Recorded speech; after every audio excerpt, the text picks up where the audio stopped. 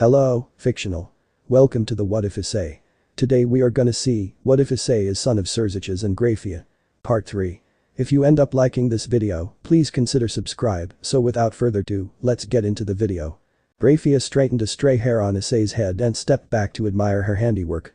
In front of her Issei stood dressed in a red athletic polo, with the top two buttons undone, and a black blazer with the Grayfia clan sigil in red on his left breast pocket above his heart. He had on black dress pants to match his blazer, and his hair, while still a disorganized mess, had been modeled by devil stylists to look rebellious rather than unkempt.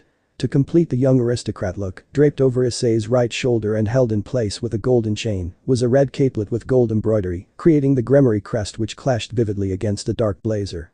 Overall, Issei looked like a suitable rival for the phoenix he was facing. Nodding her head in approval, Grayfia strode to the door and opened it, allowing in all those who had been waiting outside. First through the orc's door was Sirzechs himself, who walked over to his son and gave him a quick once-over, nodding his approval at the outfit his wife had decided on. Following behind were the members of Issei's peerage as well as Ria's, who would be participating in the game as pseudo-pieces for Issei to command. The girls in Issei's peerage rushed over and had him model his outfit, voicing their approval of the look. Noticeably absent from the gathering was Ria's herself, who would be watching the raiding game in a private box with the Grayfia and Phoenix families. "You look good, Issei," Sirzechs said to get his son's attention. Hearing his voice, the girl stepped back, allowing Issei to step forward and talk with his father.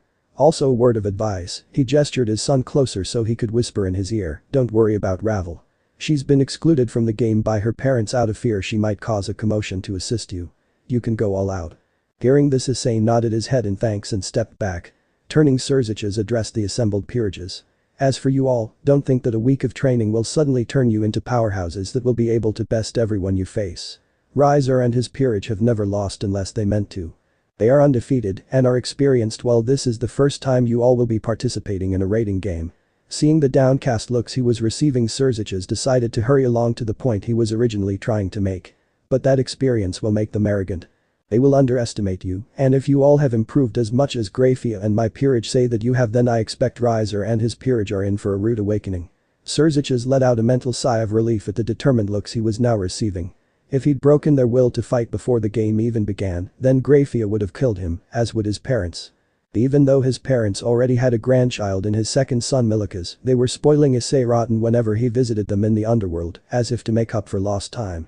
If they'd heard that he'd broken his peerage's will, well, he shuddered to think about how they'd react, especially his mother. That sweet woman could turn into the incarnation of the original Lucifer if she so desired. He'd seen it before and been on the receiving end of it only once. Once had been enough. He was broken from his train of thought by a polite cough from the open doorway, in which stood Sona and her queen Tsubaki. "Forgive me for interrupting Lucifer-sama," Grayfia Senshi said, bowing low, as did Tsubaki. "But it is time for you two to make your way to the observation box." Sirzechs nodded, and taking his wife's arm the two walked to the doorway. Reaching it, Sirzechs couldn't help but turn around, a grin on his face. "Oh, and give them hell for me." The grins that he saw before Grayfia pulled him away was worth a scolding he was certain he'd receive later.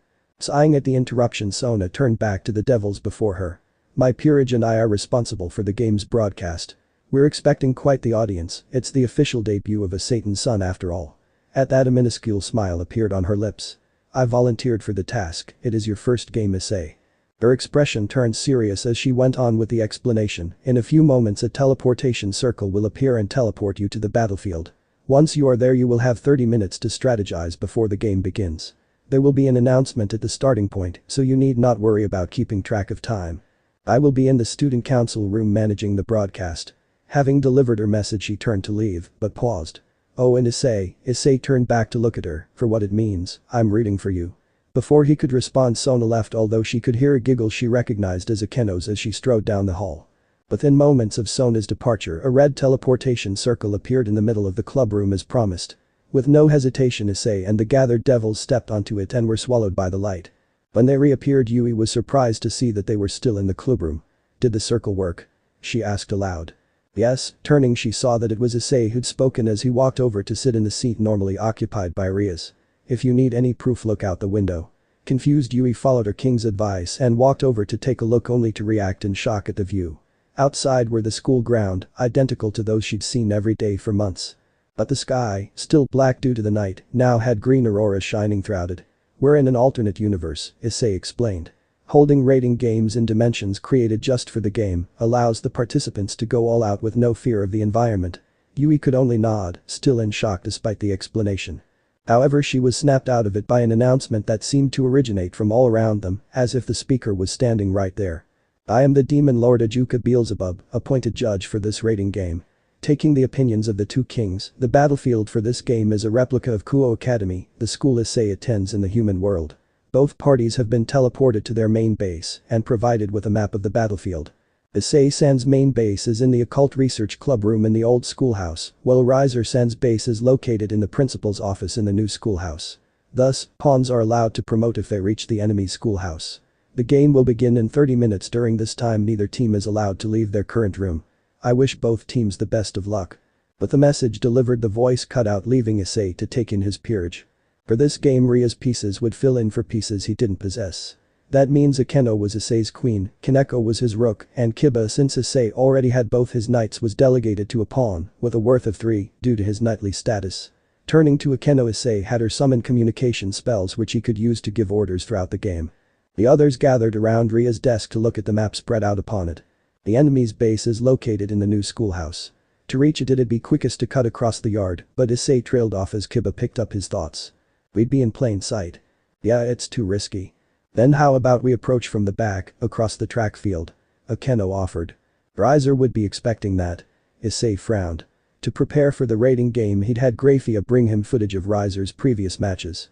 While he would readily admit that Riser's personality was trash, upon seeing the footage, Issei had been forced to admit that he was a decent strategist. He's probably placed some rooks and knights around this clubhouse. Issei pointed to a spot on the map next to the new schoolhouse. Protecting their flank, Kaori nodded in understanding. It's an old tactic, but it's a battle-tested one proven to work. Guillaume had been looking at the map with a frown when she suddenly spotted a place they'd overlooked. How about the gym? She asked. It's in the middle of the school and would offer protection from an attack straight up the middle. It's also about the same distance from each schoolhouse, so we could use it for attack or defense as needed. Seeing the wisdom of the idea, Issei nodded in agreement. It's indoors, so a rook would be better than a knight. He noted, turning to Kaneko, who nodded in understanding. Leave it to me, she said softly. Issei nodded, turning to the others. Akeno, Kiba, when we're able to leave, I want you two to set up traps in the forest to protect our flanks. Once you're done, Akeno, cover it with illusions. The two responded in the affirmative as they turned to discuss what spells they'd use to conserve their power while being enough to defeat an opponent. Issei turned to his most recent peerage member, Kiam. I want you to summon Poppy. I'm going to need her for my plan. Kiam nodded and put her hands on the ground to carry out his order. What about us? Two voices sensed, and Issei turned to look at his knights. You two are my reserves. I want Kaori to stay back until we spot a knight so you can use your sacred gear. As for you, Yui, now that we know what your sacred gear can do, I want to keep you hidden as long as possible. Riser may even think you're dead and not know I brought you back. Besides, if my plan for Riser fails, we're going to be depending on you to deal with him, so we can't afford to have you taken out of the game too early. For the moment, you two are going to stay with me. The two nodded with reluctance, disappointed that they wouldn't see immediate action, but happy that they'd get some quality time with their king. Over the next 20 minutes, Issei was busy approving traps, explaining what he wanted from the monster Poppy, giving orders about where he wanted Hyoudou to go and Akeno to do once they finished. Too soon the voice of the Satan Beelzebub returned. Time has expired. The rating game between Issei Grimory and Riser Phoenix will now begin. Before the voice had even finished speaking, Akeno, Kiba, and a monster were out the doors, followed closely by Kaneko and Kiam. Now all we do is wait, Issei said, leaning forward in his chair as he folded his hands in front of him. His two knights moved to stand behind him. Issei, I'm done here. Nice job, Kaneko, thanks for all your hard work. You sound a little tired though, are you doing all right? Issei asked. In response, he received a grunt from Kaneko. Just tell Akeno to do it. She ordered, her voice tight. Okay, I will. Get out of there. He didn't receive a response, but he figured that Kaneko could take care of herself. Instead, he pulled up a communication with Akeno. Akeno, Kaneko's done. Do it at your leisure. He ordered, receiving a chuckle from the girl. He shivered slightly. Ara, I'm needed so soon. Oh well, it's so nice to be desired. Standing up, Issei walked over to a nearby window to look outside. Even from the club room he could see the storm clouds forming, with Akeno, hand raised, at the center of the storm. A bright flash of lightning caused him to blink, and when he opened them he could see an explosion in the distance as Akeno used her lightning magic to destroy the gym. In response, Beelzebub's voice returned. One of Riser's rook and 3 pawns have retired. Issei grinned, but the voice continued, emotionless. Issei's rook has retired. At that Issei froze, the grin still on his face. What? He turned to see his expression mirrored on Yui and Kaori's faces. Kaneko's retired. But she said that she was done with her job. The 2 knights looked at their king for answers only to see him sit down on a couch, his face a mask. She never said that she completed her job. He said, realizing what the girl had said. She said she was done. The knights looked at him shocked, as understanding dawning on them. 3 pawns and a rook, that's a bad matchup even at her best, but to go so far as to sacrifice herself. He shook his head. Feeling a hand on his shoulder, he looked up at Kaori. She knew what she was doing. The knight said. Issei could feel the emotions in her voice, but nodded in agreement. Yeah, we'll win, for her. Turning to face his front, he summoned his communication spell with a keno. A keno. Issei, did you know? He voice trailed off. Issei knew that she was suffering from shock, having used her powers on her friend. The keno. Issei said, keeping his voice controlled. I used all my power. I thought of how good it would feel to hurt them, but Kaneko-chan was in there and I blew her. The keno. Issei's voice knocked the girl from her stupor. Kaneko did her job, now we need to do ours. I'm afraid that won't be possible. Akeno's voice was cold and Issei could feel her hatred. Akeno, he said, his voice lowering an octave, unsure at who she was directing her emotions at. What's going on? Their queen showed up. The news caused Issei to sit up alarmed. Is she alone? He asked, mind racing. Yes, it looks like she wants a one-on-one duel with me.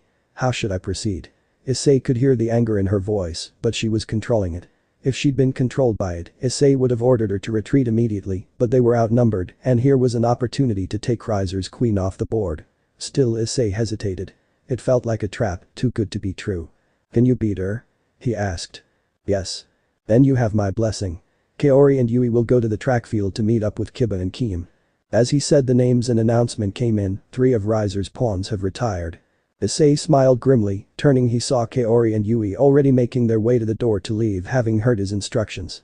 In the meantime, I'll come and help you. Riser has only 2 pawns left, so I don't see the need to protect the old schoolhouse anymore.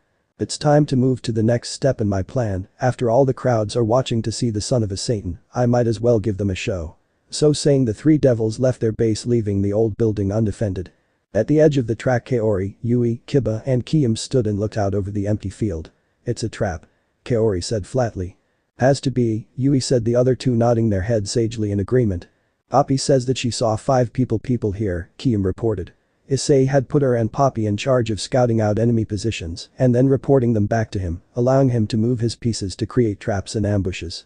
The other 3 looked at her confused until she pointed in the air. Looking, they saw a harpy, Poppy they assumed, flying above them. Kiba squinted and then looked away. Why isn't she wearing anything? He asked.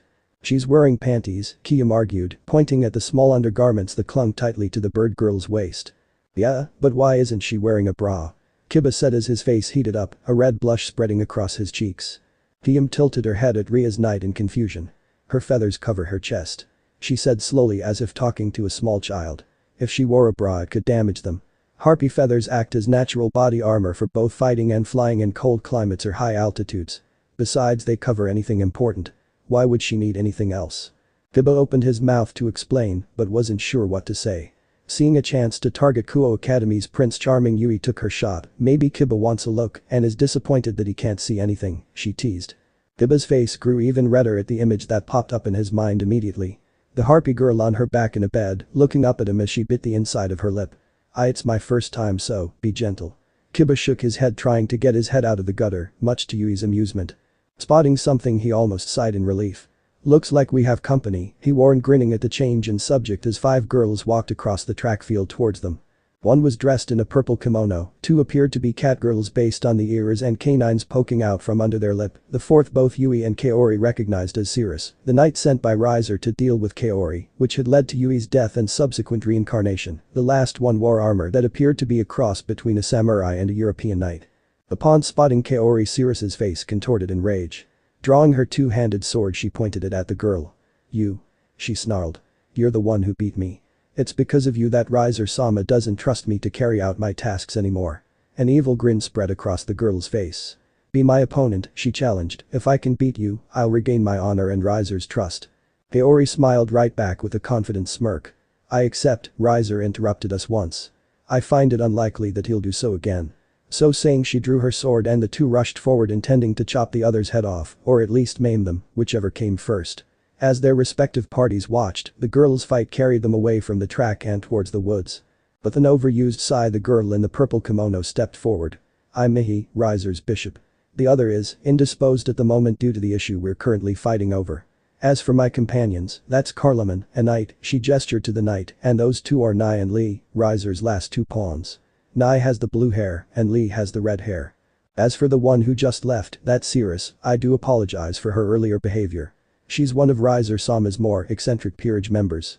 As for her past actions, I do apologize, but she was merely carrying out our master's orders. Enough, Mihi, the knight, Carloman said, stepping forward. I wish to do battle, however two of you possess a sword. I will let you decide amongst yourselves who shall do battle with me. Kiba went to step forward but was stopped by Yui, who had already drawn her katana. Leave this to me. Kiba opened his mouth to protest, but Yui stopped him before he could say anything. You aren't a knight right now, you're a pawn. You don't have the speed you normally possess, and you haven't had a chance to use promotion. The 3 pawns you eliminated earlier was done with the assistance of Kiam and the traps you and Akeno set. She's a knight and so am I. Leave this fight to me. Kiba closed his mouth, she was right, besides this fight was between Riser and Issei. Well, he was happy to help his friend at the moment. Issei's piece's opinion was more important than his. This was Issei's debut rating game, a chance for him to show off the strength of him and his peerage.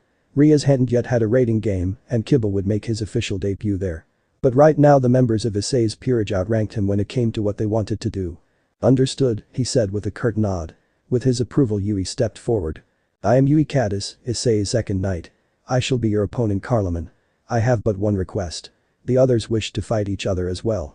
As such, to give them room so that we do not interfere with their fight nor they with ours, I ask that you allow us to fight on the other half of the field. Yui said in a formal voice, mocking the uptight knight. Carloman considered a request before nodding her head, the jab flying completely by her. That condition is acceptable. Let us proceed with haste, Lady Caddis. With the eagerness of a schoolgirl, Carloman practically skipped across the field. As Yui followed her, she looked back at Hyoudou and mouthed, WTF, as she pointed at her opponent. In response, Kiba could only raise an eyebrow and shrug. The departure of the 2 knights left Kiba and Kiam against Mihi, Lee, and Nai. Cautiously, Kiba went to stand next to the pawn. Who do you want? He asked in a side whisper. I'll take the cat girls. Kiam said with determination, causing Kiba to look at her with surprise. Really? Why? Because of Saji, the boy in Sona's peerage. He threatened me and Issei was the one who defended me. Saji said that he's worth 4 pawns, and I'm only worth 1, that as a result I'm naturally weaker than him. I want to grow strong enough to beat Saji, to beat someone worth multiple pawns on my own, even though I'm only worth 1. That's my goal, and that means that I need to start off with defeating these 2 pawns right here. So saying, Kiam put her hands on the ground. Seeing what her master was doing, Poppy the harpy flew down and landed in it. Her master was not yet strong enough to handle 2 summoned monsters at once. That meant that in order to summon a monster she needed to get rid of the one she already had summoned. Thanks, Poppy. Kiam said with a grin as the harpy disappeared in a magic circle. Those 2 look like physical fighters, so I need strength. Which means her, she thought. Having chosen her summon, Kiam called out to the contracted monster through their link. Should we attack? Lee asked her sister. She stood with her hands behind her head as she looked in confusion at, well, whatever it was the brown drill-headed girl was trying to do. We should, it looks like she's up to something. Nai said, nodding her head in agreement. One of her cat ears twitched. It does, but if we attack now, we won't have any fun. We'll beat her and then help Mihi beat Blondie. Then the 3 of us will help the others until everyone has been beaten. Yeah, which means even if we don't get to have fun with her, we may get to have fun with one of the other ones. Nai said, grinning as she began to prance around, eager at the thought of the opponent she may face. Plus it'll make Riser Sama happy. Lee finished her twin's thoughts, matching her grin. Which means, the 2 said in one voice as they launched themselves at the defenseless girl who had her hands on the ground. You need to be retired. Together the twins pulled back their hands, Lee her right and Nai her left. Together they unleashed it at Kiam, expecting her to be flung backwards by the blows, unconscious before she even left the ground. However, their strikes failed to reach her as each was caught by a hand. They watched in shock as a monster turned to look at them. Then in one voice they screamed. That left Mihi and Kiba to face each other. A bishop against a former knight and temporary pawn. Drawing the sword at his waist, Kiba bared it at the girl. I am Hyoudou Kiba, Riaz Grimory's knight and Issei Grimory's temporary pawn. I shall ask you only once, will you resign? Before he'd even finished asking the question, the bishop was already shaking her head no. I thank you for the offer, pawn of Grimory. But I am not the one who will lose if we battle. As such I ask, will you resign? Kiba responded with his best Prince Charming grin. One that made Mihi blush despite herself. If I did I would find myself unable to face my temporary king. Kiba said. So I apologize, but please lose so that my king's selfish desire for a companion might come about. Lunging, Kiba rushed the bishop. Even without his knight speed he still was incredibly fast. However, before he could get close the bishop had already moved back. Mihi tutted, wagging a finger at Kiba as he stepped back, taking a defensive position. Attacking a lady, that's not a very knightly thing to do. Male or female, young or old, if they stand in the way of my king, I shall strike them down. Kiba said with determination. Then I shall strike you down first. Let's see just how far your loyalty gets you. Waving her hand, Mihi sent a stream of blue magic at Kiba which the knight rolled to avoid. The spell flew by harmlessly and hit the ground, causing jagged ice to spring from where it hit. If that's all you can do then I have nothing to fear. Kiba said, rushing forward. With a lazy grin Mihi sent 4 more spells flying at the approaching pawn. Kiba sidestepped the first 2 and swung his sword to cut through the third, but when his sword hit the spell the blade froze and shattered. Kiba paused in surprise for a moment, which allowed the 4th spell to hit him in the chest, knocking him onto his back. Do you get it now? Mihi asked, summoning a magic circle to each of her hands. My ice will freeze anything it touches. It may not be as strong as Grayfia Sama's or your king's, but for a pawn it's more than enough. She watched as her opponent rolled over onto his chest and propped himself on all 4s, panting from the hit. You got me good, Kiba admitted with a sly smile. But this fight is my win. So saying he screamed, sword birth. Out of the ground all around the pawn, swords of all different shapes and sizes rose up at his command. Mihi stepped back in shock, a look of anger broke through her calm demeanor. The sacred gear. She muttered angrily. Of course you had a trick up your sleeves. No pawn would face a bishop otherwise. Her anger calmed until once again her face was expressionless. But no matter, this changes nothing. With that Mihi sent several more light blue spells towards the pawn. Pulling 2 swords from the ground, Kiba rushed to meet the attack, dodging and weaving his way towards the bishop who increased the volley, her calm facade never once letting up. When she was just outside his sword range, Kiba found himself facing a spell he didn't have time to dodge. Swinging one of his swords, Kiba sliced at the spell, causing Mihi to offer a slight grin in expectation. However, when the sword and spell collided she watched in shock as it cut through the spell like a hot knife through butter. How? Mihi asked, eyes wide in shock, pausing her onslaught. Seeing that she wasn't attacking him anymore, Kiba decided to answer. My sacred gear doesn't allow me to just create swords. Kiba explained. It also allows me to imbue them with attributes of my choice. You cast ice magic, so I imbued them with fire. It seems that my fire overcame your ice. Now if you don't mind, can we get back to the fight? Very well, Mihi agreed, summoning more magic circles. Let's end our battle in a way that'll make our kings proud. With a cry, Kiba rushed forward as spells sworded him. He cut through many and dodged more, but he couldn't avoid them all. One grazed his leg, another his arm, a third his right side, and a 4th his left ear.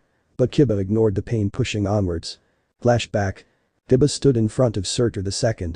The rook of Sirzech's Lucifer, who was so strong it had taken a mutation piece to reincarnate him. Do you know why you're training with me and not Saoji? The clone giant boomed. No. Kiba admitted. It frustrated him. He had been trained by Akita-sensei before to prepare for his job as Ria's knight. He had expected to do so again, practicing technique or a new style for the raiding game. Instead, Grayfia and Issei had sent him and Kaneko to train under the giant's supervision. It was frustrating. You are here because this is what you most need. The giant explained, causing Kiba to look at him in confusion. You are used to being a knight, to being able to dodge all attacks and attack your enemy's blind spots. However, this time you shall be fighting as a pawn, and there is no guarantee that you will be able to promote during the raiding game. Knights are naturally weak, relying on their legs to dodge. They aren't used to taking hits and continuing on through the pain. Kiba nodded in agreement at the giant's wisdom. He was right, there was no guarantee that he would promote during the game. He could very well have no special skills to rely on the entire time, but shouldn't he be training with Akita-sensei then? Training to dodge attacks or wield his swords in a way that would allow him to overcome this weakness. Seeing the doubt still in his pupil's eyes, the giant sighed, beckoning Kaneko, who was punching a rock, to come to him. It seems you still do not understand. The giant growled low. You are here to train your endurance, to take hits and keep on moving. I have 1 week to train you, so let's begin. Kaneko, hit him. Yes, sensei. Before Kiba could even react, he was flung backwards from the blow to his stomach. Curling into a ball, he threw up the contents of his breakfast. Disgusting, the giant growled. Hearing that, Kiba pushed himself to his feet unsteadily, wiping his mouth on the back of his shirt sleeve. He glared at the giant. Seeing his reaction, Sertra offered him an evil grin. Well, looks like you want to keep going. Kaneko hit him again. The white-haired girl went to hit Kiba only for him to attempt to dodge backwards. However, as he started to leap, he hit a barrier and bounced off it right into the pathway of Kaneko's fist. Oh, and no dodging or evading, the giant growled, lowering the barrier. Head pounding and stomach churning, Kiba thought of Issei and pushed himself up once again. It was going to be a long week. Back to present. Riser's bishop grew more and more panicked the closer the pawn became. It was ridiculous, no knight should be able to continue with the damage he had sustained, even if he was a pawn. His stomach was covered in ice from the first hit and he had multiple minor injuries all over his body. Yet, he kept on coming, growing closer and closer. With an angry yell, the bishop redoubled her efforts only for Kiba to cut through them. The spells he cut through did nothing, they simply faded out, soaring past him. That gave her an idea. Kiba was steadily working his way closer and closer. In just a few seconds the bishop would be within striking range and he'd be able to strike her. After that he could take a short breather. As he was thinking this, Kiba kept cutting through spells unconsciously. However, as he cut one, he was surprised to see large clouds of grey smoke billow out. Before his body could react, he had cut through two more, which sent even more smoke billowing out. The smoke surrounded him on all sides, blocking his view, although he was able to breathe fine. It was more of a dense fog than smoke, he realized. However, he couldn't be distracted and lunged forward towards where the bishop had been. Whether through luck or sheer coincidence, he felt one of his swords connect and heard a scream of pain in response. Rushing forward, he found the bishop on the ground looking up at him. She clutched her left side with her left hand where he saw blood leaking out. The other hand lay harmlessly on the ground. All around them the fog began to dissipate until they were back under the artificial sky. The wound was serious, but not life-threatening, Kiba thought looking at it. In a few moments she would be retired. He turned to walk away, but she called after him. Hey, wait. He turned to look at her. How were you able to take all that damage?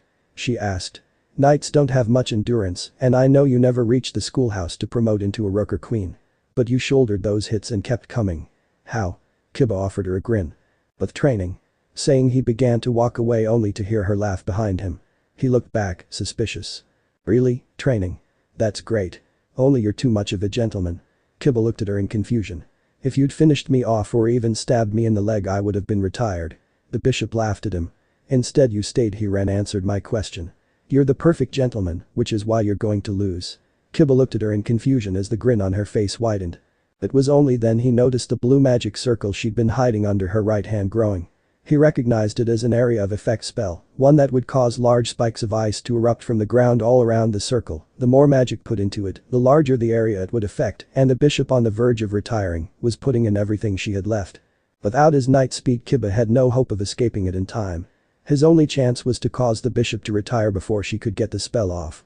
Rushing forward, he swung his sword at her arm. She was right, any injury, no matter how superficial, would be enough to retire her now. However, just as he was about to connect the bishop, Jin, as she released the spell, causing it to take effect. The Duke of Beelzebub's voice once again rang out over the battlefield. Riser's bishop has retired. One of Issei's pawns has retired.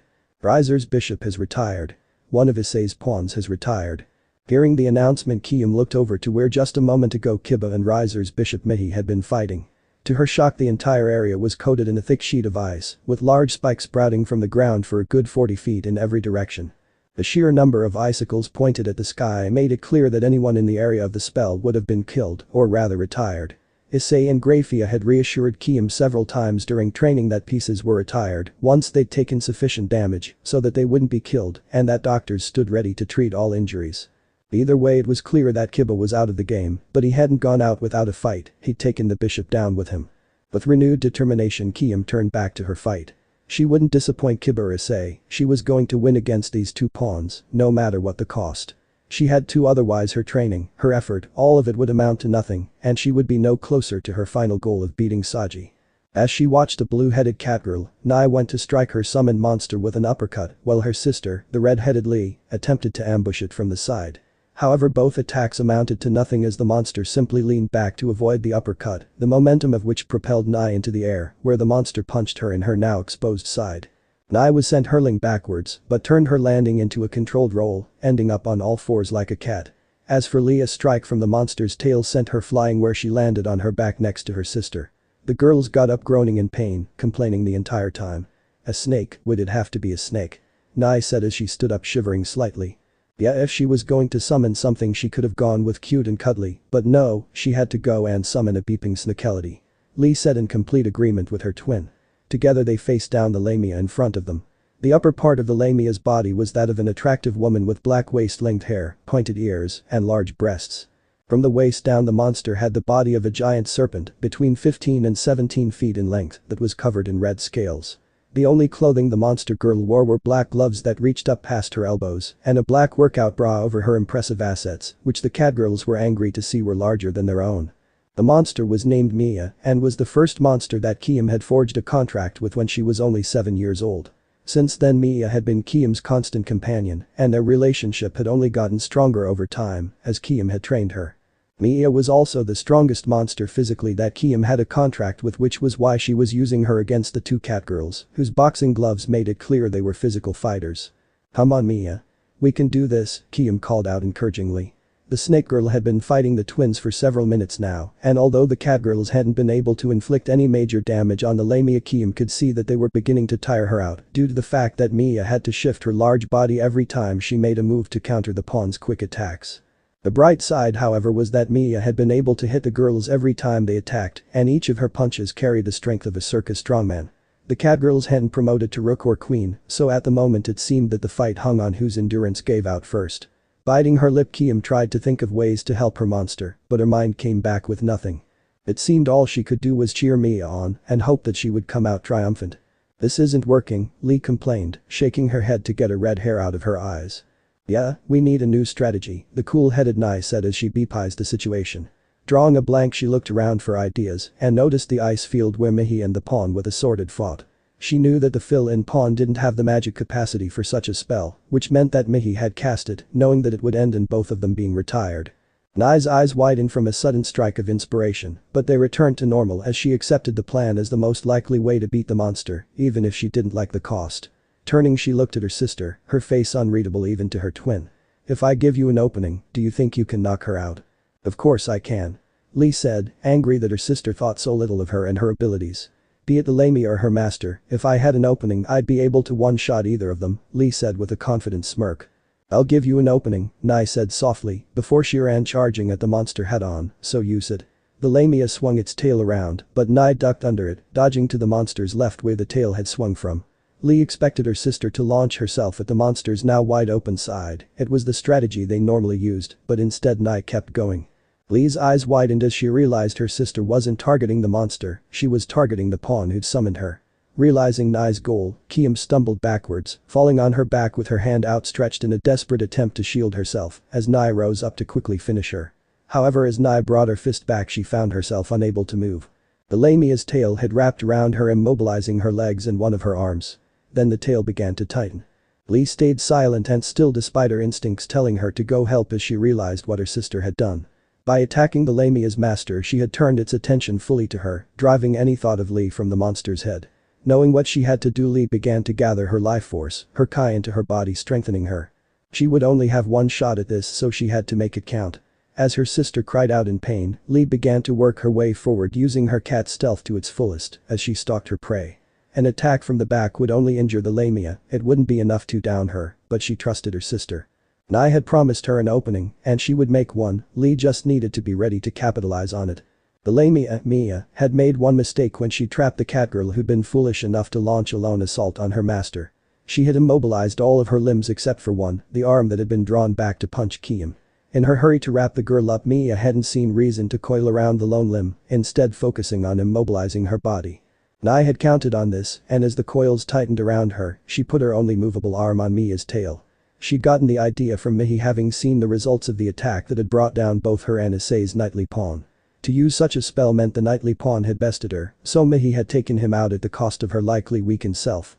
While Nai wasn't keen on the idea of a suicide attack, she knew that if she and her sister had stuck to their traditional tag-teaming strategy, they would have lost. The Lamia would have eventually caught one of them, and the other wouldn't have lasted long, with the monster's attention focused solely on her. The only reason they'd been able to fight as long as they did was because they'd been able to coordinate attacks in the way only people who have been fighting together for years could, making the Lamia change its focus from one to the other, never staying with one target. Gritting her teeth in pain, Nai summoned a magic circle to her hand. Not planning to stick around, she forced all of her magic reserved into it, growing the spell until it was larger than the coil it was being cast on. Nai's body hid the spell from Kiam, while the red color of the spell hid it from Mia, as it matched her scales, and her focus was on her prisoner.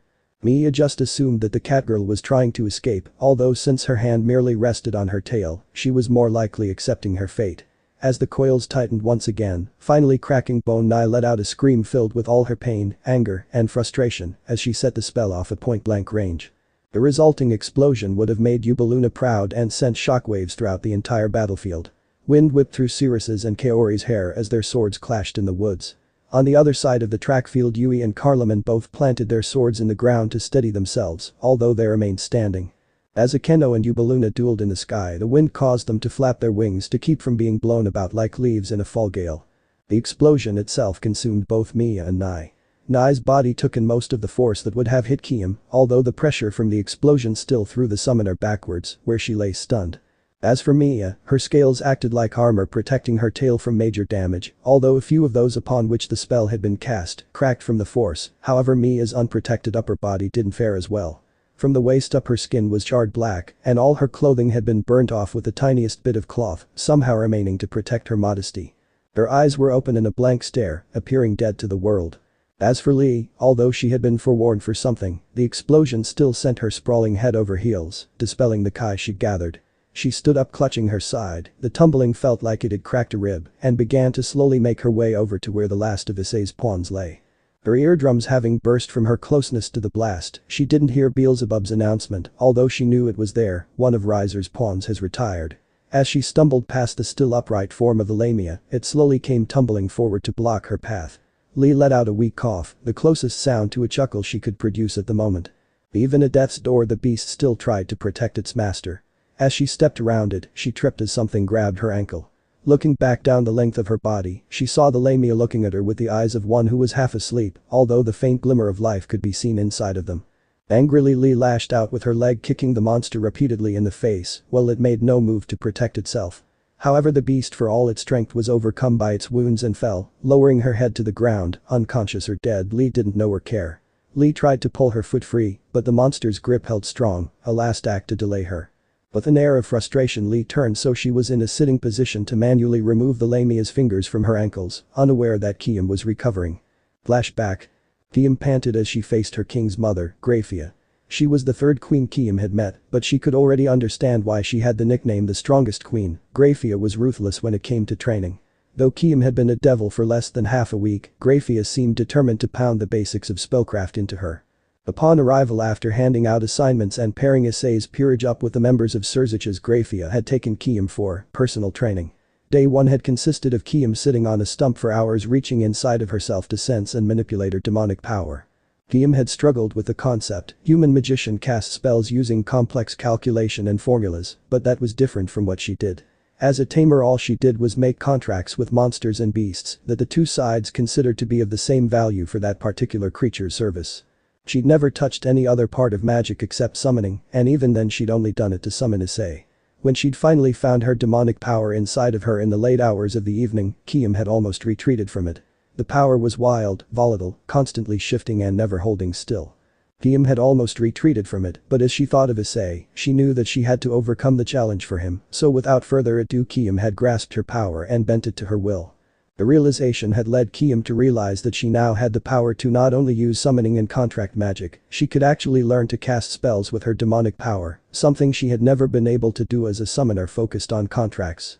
The second day of training, Kiam had expected to have some practical exercises with Grayfia, but instead she'd been led to the library where Grayfia had forced her to read books covering spellcraft until she'd memorized all the things Grayfia considered important for a servant of Gremory to know. Kiam thought that meant an hour looking through the beginner's guide to spellcraft, mostly looking at pictures, but she'd instead been forced to read several dusty tomes written before her grandparents had been born. She'd even been forced to take notes. This had gone on until dinner, after which Grayfia had given her another book to read until Kiam went to bed.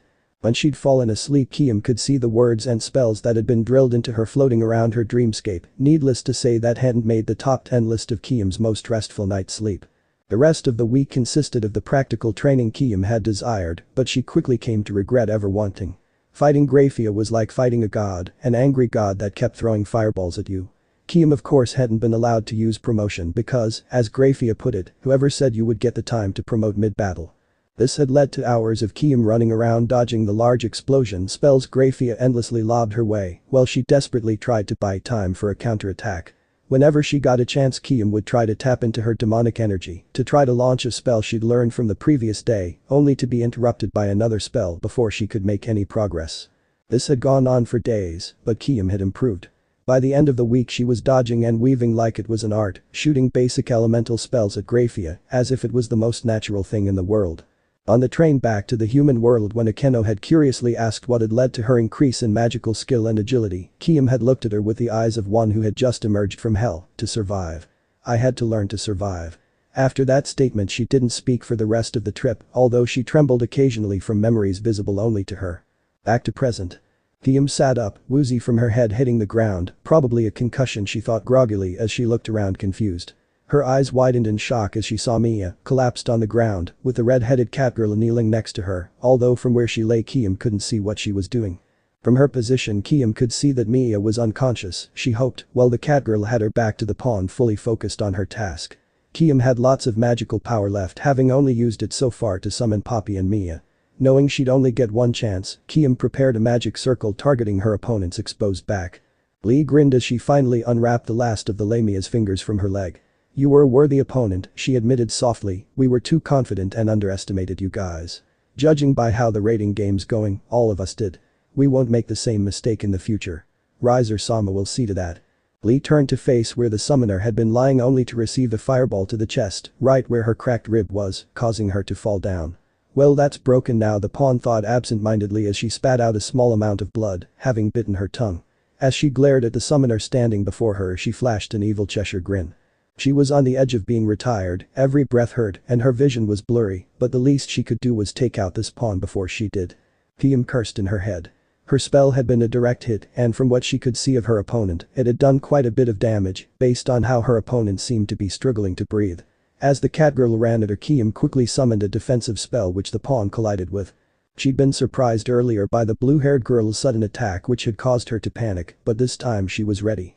As the pawn's fist bounced off the barrier spell, her chest opened up as she drew back her arm for another punch, leaving her briefly exposed. After a week of training, Kiam recognized the opening and quickly sent a spell into it, this time a lightning bolt which sent the girl falling backwards. To Kiam's amazement, as she fell, the girl vanished in a flash of blue light. Beelzebub's voice rang out emotionless, "Riser's pawn has retired." Hearing the announcement, Kiam looked at her hands in excitement. She'd done it, she'd beaten 2 pawns despite being only worth 1. Issei was going to be proud of her, just as proud as Kiam was of Mia. Mia. Kiam recalled, quickly running over to her monster's side. The Lamia lay unconscious, her breath coming in quick fits. As Kiam watched, her chest quit rising and fell silent. Why aren't they doing anything, Kiam thought in a panic. Why aren't they retiring her? She's participating in the rating game, she's a Devi. Her mind calmed as it realized the issue. She's not a devil, I am, Kiam said aloud. Mia was merely a part of Kiam's abilities, one of her powers.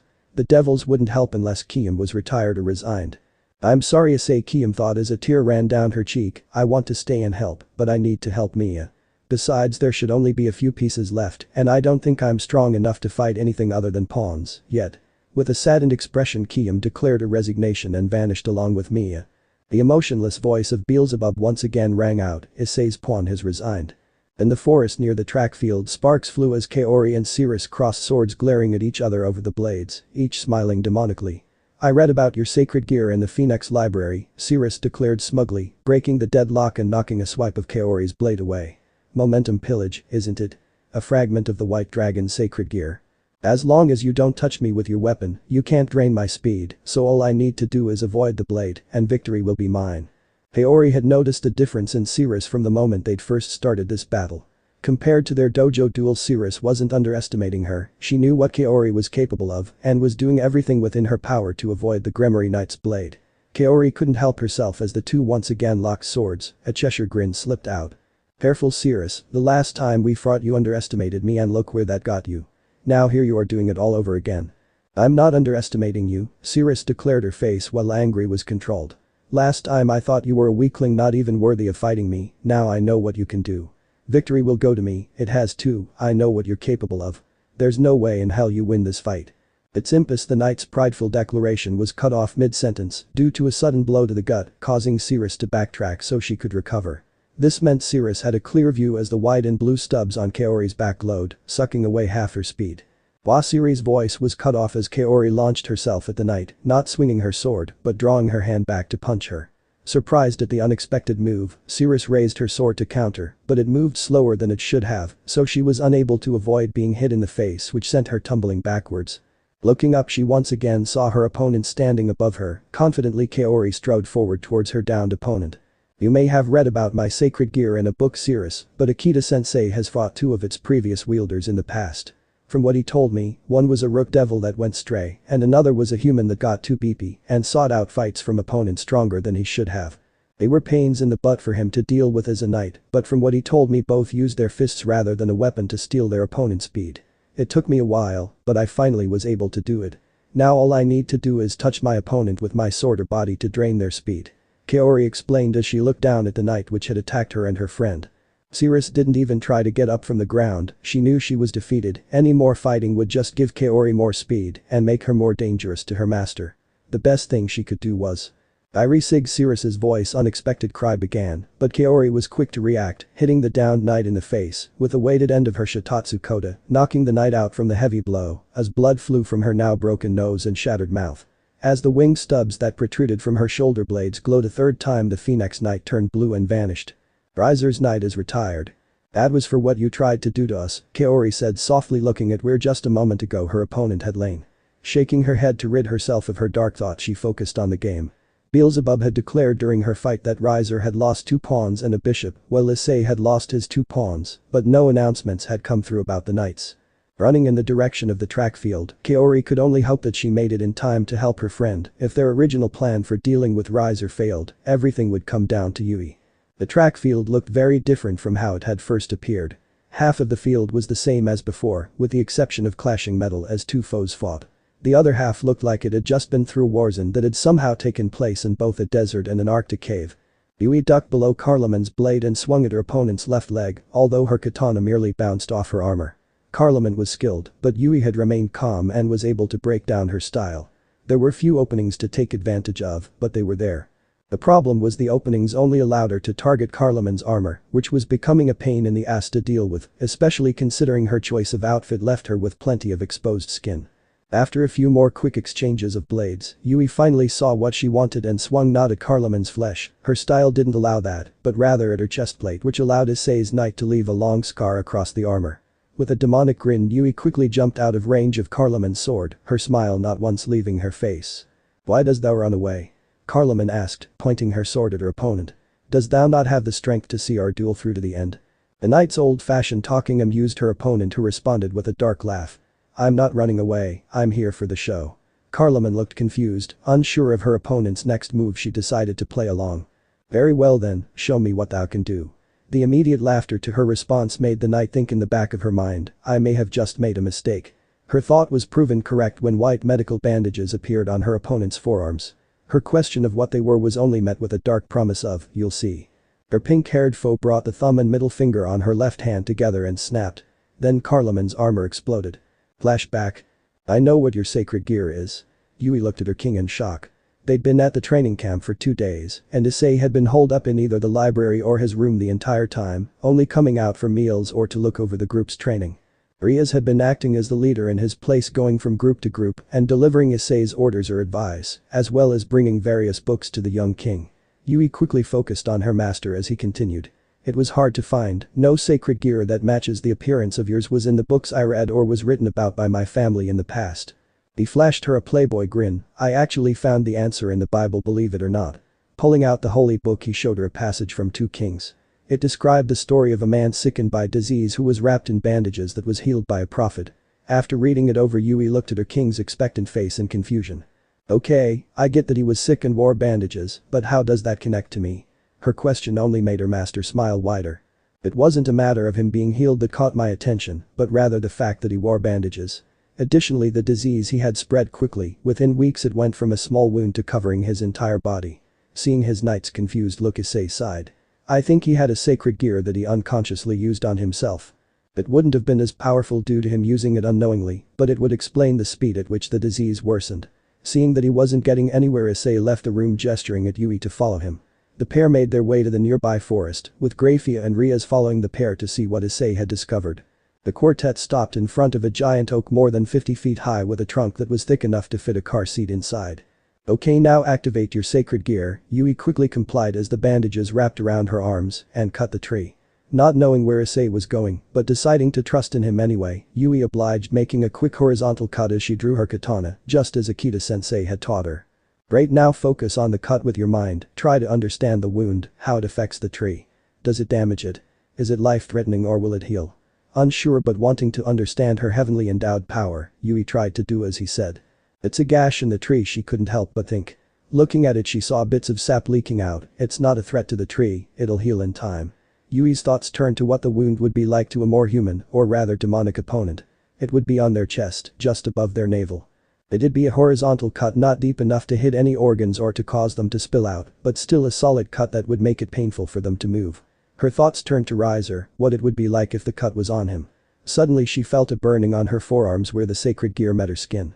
As the four of them watched, the wound, which had been no more than 4 inches deep into the tree, began to deepen and spread. In moments it was more than a foot into the tree, and the gash was long enough to take up an entire side of the trunk.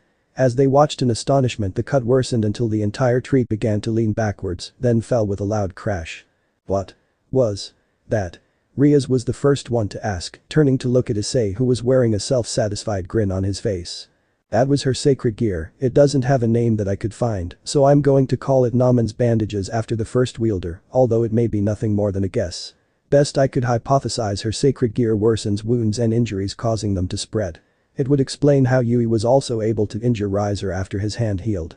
The Phoenix powers heal the wounds through magic, but physically they're still there, even for a moment. Yui just worsened the wound as it was healing, and it cut his hand off again. Looking unnerved, Riaz turned to the knight, who was still looking at the downed tree in shock. In other words, she might be the only way to beat Rizer. Issei nodded his head solemnly as his knight turned to look at him.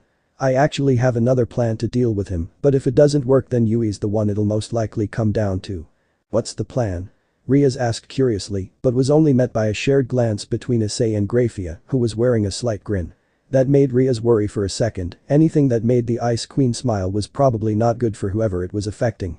Back to present. Parliament was blushing furiously as she looked at Yui with fear and unhindered rage in her eyes. One arm was held protectively over her now bare chest, while the other waved her sword around wildly. You, shameless pervert. Eki," she called out.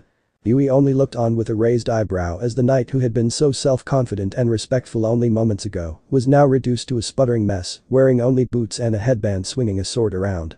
"Do you want to fight or surrender?" Yui called out as she looked at the nude knight clad only in booties. She almost said a quick prayer to whatever deity kept Issei from being there to see the knight, but stopped herself, fearing a sudden migraine. Besides, Kaori would kill her if she turned Issei back into the pervert he'd been in middle school. The fear of Issei resorting back to his perverted nature was something the two knights feared, especially considering that he was now their master. They knew it was there. They caught the occasional glances Issei flashed the pair, but glances were fine. Yui would never admit it, but she'd even put herself in some compromising positions over the week, so Issei would be rewarded with a special treat if he looked at her at the right time. Yui was broken from her thoughts by a sudden call from her foe. "I resign." As she watched the last Phoenix Knight turn blue and vanished, her glare of hatred and a dark promise of future conflict should the two meet left unsaid as she protectively clutched her chest. "Rizer's knight is resigned," came the expected announcement from Beelzebub. As soon as the knight vanished from sight, Kaori emerged from the woods running onto the field. She quickly reached her friend, especially with the help of her knight's speed. Unfortunately for Yui, the look Kaori gave her made it clear she'd caught sight of the nude girl before she vanished. "I can explain," she quickly said before her friend could draw any conclusions. The raised eyebrow at the response had her explaining in a quick burst. "I scratched her armor and then worsened the injury with my sacred gear. It destroyed the armor. How was I supposed to know that she wasn't wearing anything underneath?" Thankfully the eyebrow returned to its normal resting place. "Can you still use your sacred gear?" Kaori asked her friend, quickly getting back to business.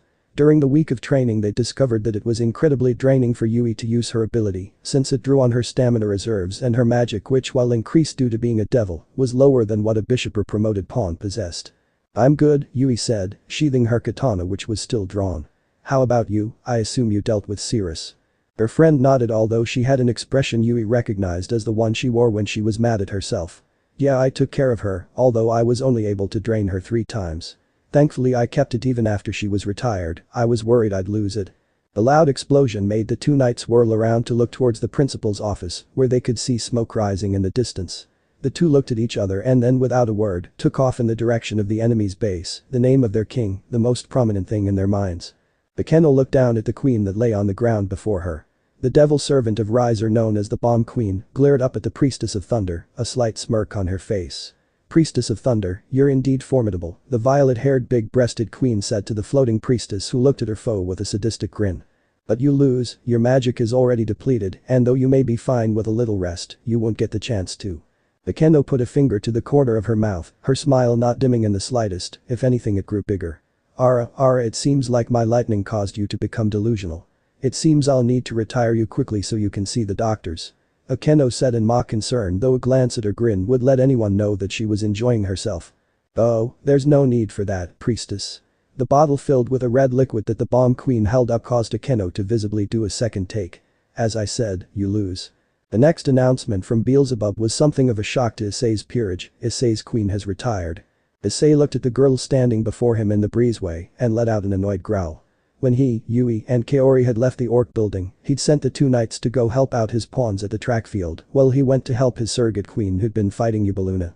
From the videos he'd watched of Riser's previous matches, despite Yubaluna being classified as a low-class devil, her explosive magic was that of a mid-class bordering on the verge of high class. The only reason Issei could think of for her low status was Riser either not wanting to reveal her true power or, and the more likelier option in his opinion, not being able to stand having a peerage member the same rank as him, especially the one Issei assumed was his primary sleeping companion, based on what he'd seen in the orc. Normally Issei wouldn't have worried as much, Akeno's holy lightning was very effective when dealing with devils and fallen angels, but he was more worried about the fact that none of his peerage members had reported seeing any of the opposing pieces using Phoenix Tears. The medicine that only the Phoenix household could produce, Issei suspected that Riser had brought at least one into the game, having seen him do exactly that in one of the tapes he'd watched. The fact that in the video it had been given to Yubaluna hadn't eased his concerns in the slightest, only making him work late into the night during training week to determine Riser's most likely strategy. It had been fairly simple to determine what an arrogant, overconfident man like Riser would do. He'd want an overwhelming victory just to show how outmatched the son of a Satan was compared to him. To make sure of that, Issei believed that Riser would want to bring in his family's medicine that could heal all wounds and restore magical power, but Riser's overconfidence wouldn't allow him to bring in the maximum 2 that he was allowed. Issei suspected that Riser would give the tears to Yubaluna like he'd done previously, but he didn't tell his peerage his suspicions. If he revealed what he suspected, then they would hold back when they fought her, something Issei knew from his homework could be a fatal mistake. Using this and the information he'd gained from constantly rewatching Riser's previous games had allowed Issei to, so far in the raiding game, to consistently predict his opponent's moves, and the fact that he'd been able to carve up Riser's forces like he was a butcher with a carving knife hadn't escaped his notice. What he hadn't counted on was Riser sending one of his pieces to protect his queen in case of interference. That was a surprise, and looking over the woman's shoulder watching the queen's battle, Issei wondered for a moment if he had played Riser or if Riser had played him. He was shaken out of his thoughts by the woman in front of him cracking her neck and shaking her limbs out, clearly warming up. Is this one of Riser's plans? Issei asked, fishing for information from the look-to-be punk. But spiky light brown hair adorned with red highlights on the front, an army green jacket that showed off her midriff and emphasized her assets, as well as black jeans with a section cut off on her right leg that showed her right thigh and part of her butt cheek, the woman seemed to be the devil equivalent of the stereotypical rebel.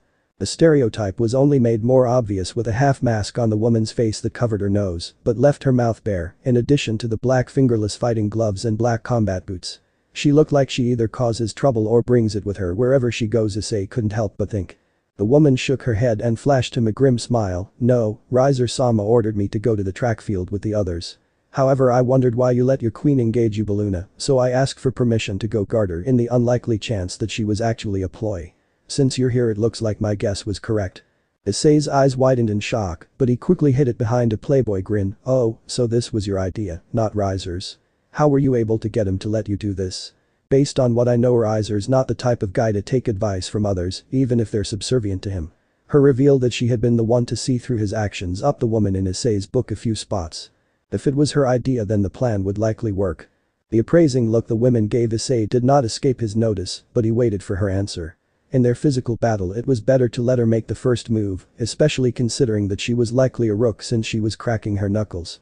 As for their mental spar, she was clearly defensive, not wanting to give away information, but having spent years studying women in elementary and middle school, Issei was learning far more from her than she knew.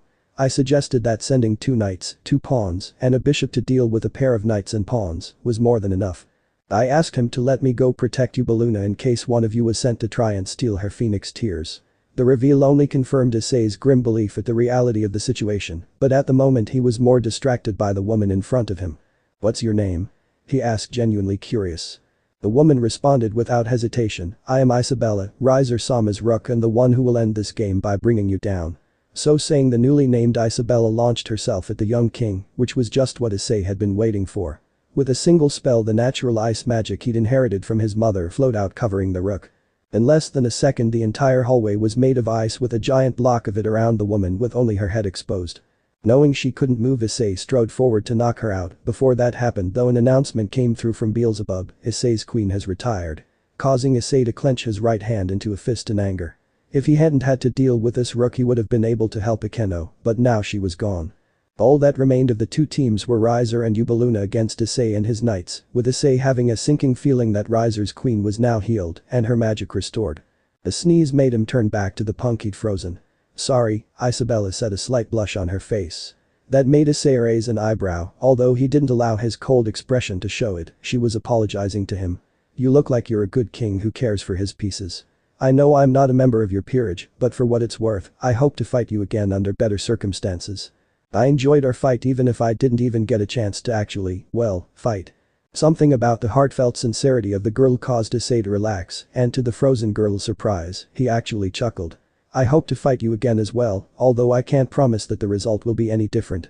But before you go, can I ask, has Riser ever done it with you?" The brown hair adorned with red twisted as the girl shook her head. "No, Riser Sama has had slumber parties with us where we all sleep together, but he's never actually done it with me. He mainly does the deed with Hyoudou, Mihi, and the pawns, excluding Mira and the green twins, of course. Oh, of course he's never laid his hands on Ravel Sama either. If he did that, I would kill him," Issei growled. The imprisoned rook shivered at the cold gaze he used when he looked down at her. The look in his eyes made it clear to the woman, Ravel belonged to him, anyone who tried to do anything to her would answer to him, and they would most likely not make it out alive. The look made it clear to anyone who could see his eyes at the moment that this was the son of the strongest queen, and unbeknownst to the pair back in the observation box, where Issei's family sat with the Phoenix family, Grayfia let the smallest of smiles cross her compassed face.